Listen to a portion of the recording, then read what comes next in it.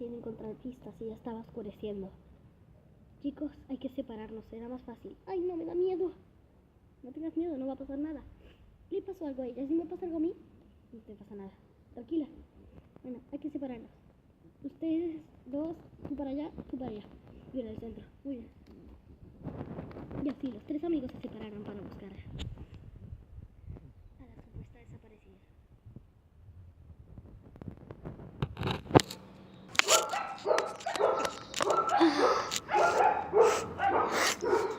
¡Tengo miedo! La más miedosa, obviamente, tenía miedo.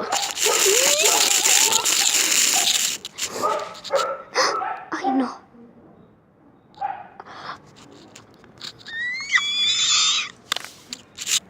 ¿Qué habrá visto? Se preguntarán. Lo mismo vieron los otros. En el campo de maíz, tanto salta la perdí, la. ¡Oh, odiosos palitos! ¡No me dejan caminar! ¡Ah!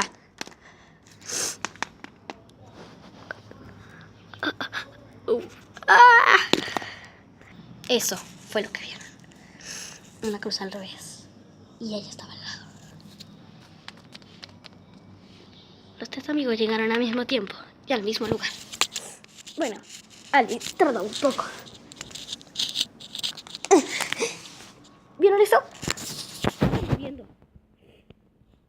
Y así concluye mi historia.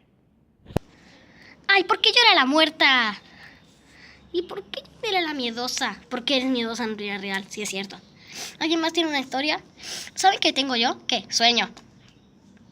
Sí, es verdad. Vamos a dormir.